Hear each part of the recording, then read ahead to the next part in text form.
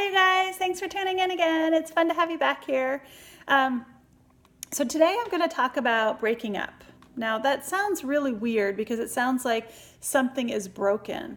And sometimes our emotions and our feelings can really feel like they are broken when we're missing a friend, missing a partner, and when we're not in that habit of communicating with someone that we love, we can feel broken. But I'm here to tell you that that's an illusion. There's nothing that's broken about you. You are whole, you are complete, and you are loved. You were always loved, and your partner is complete and loved too, even if it's a partner you're no longer with. So I'm going to say that again. I'm not sure why we always say you break up, because I know that the emotions feel like they're so overwhelming. It's almost like taking a hot peppery spice when all the taste buds all explode all at the same time when you have something spicy. And I think when you lose a friend or a partner, those emotions are like the spice in our tongue. It activates all the different spices at one time, which sends this hot signal to our tongue. And I think that when we are missing a friend or a partner, those feelings are the same thing. They show up in our body and we don't know how to discern them. I kind of want to use the analogy also like wind going through a tree. Like, how do you center and stay with those emotions and just feel the emotions that are coming through? And I'm going to tell you to raise your consciousness and raise your vibration in this situation. Not to attach to the emotion, not to judge the emotion, not to go to blame, but one, just take a deep breath and feel where those emotions lay in your body. Where are they? Where is the sensation? Because that's how we gauge our emotion. That's how we gauge what's going on with us. So I want to remind you that you're whole, that you're loved, that you are complete, and that there is a plan. And in one of my last sessions, I did talk about changing your thought. And in this section, when it's hard to change your thought and you go to lack or missing or sadness, keep asking God, show me the good. Show me the good in this. Show me the good. And I also want to give you this little example that I like to do. If you're not able to send the person that you've just separated from love, sometimes that is too far of a reach for us to even fathom. So what I like to do is I like to have a little shelf right here. Actually, here's the little shelf right there. I like to have that little shelf, and that's my little God shelf. I tuck it right up there, and I said, God, can you please send this person love? Because I can't right now. I'm busy doing other things. My heart doesn't seem to be there, and I'm working on, it's just too much.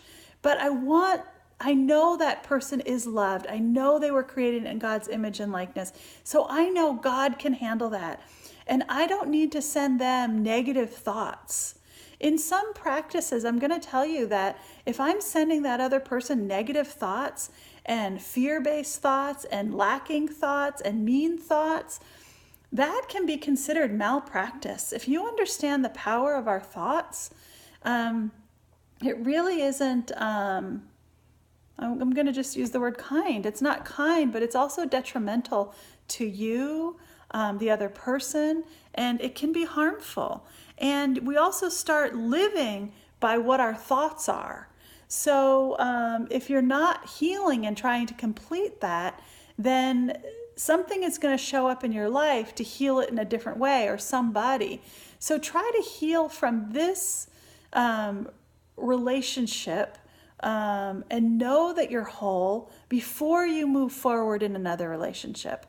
And I will say that it takes time, and I say that in a way, it only takes time until you realize that these emotions are going through you, and if you can acknowledge them, then it goes away like that.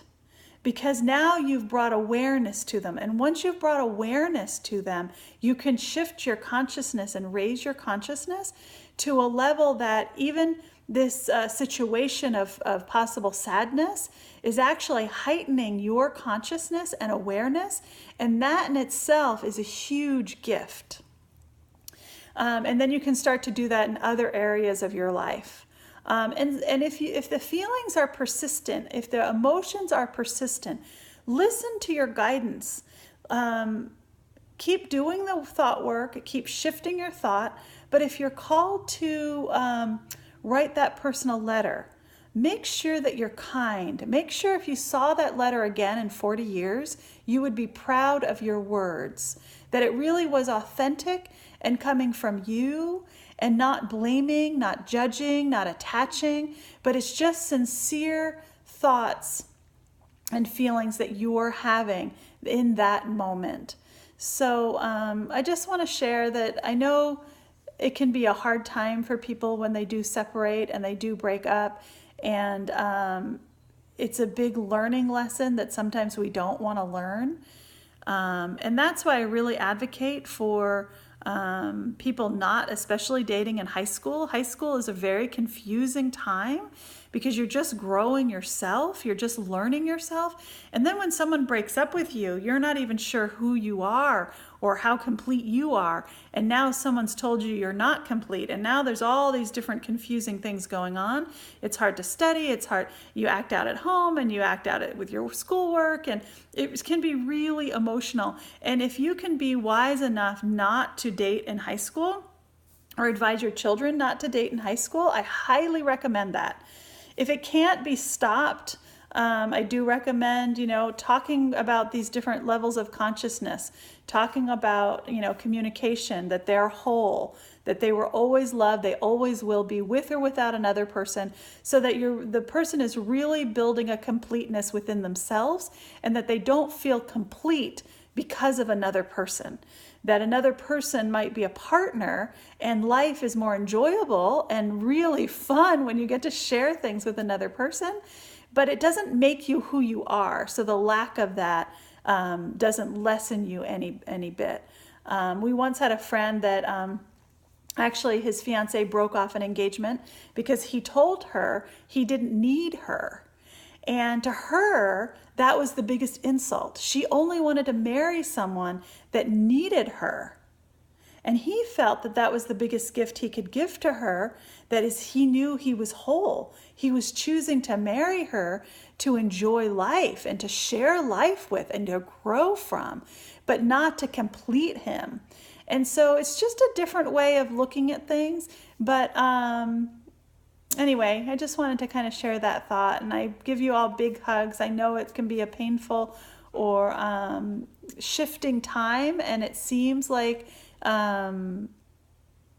it's a lonely time when you're separating and breaking up, because you're really shifting through your own thoughts and who you are, and you're really either programming yourself, but you're redefining who you are and what you want and what values you want. So I think I've said in other videos too, this is a really good time to write your values. How do you want to live your life? How do you want to create your life? When we have a big shift in life, how do we want to redesign it? How do we want to reprogram it? So I love you guys. Thanks for tuning in. I hope this is really helpful to you. Bye.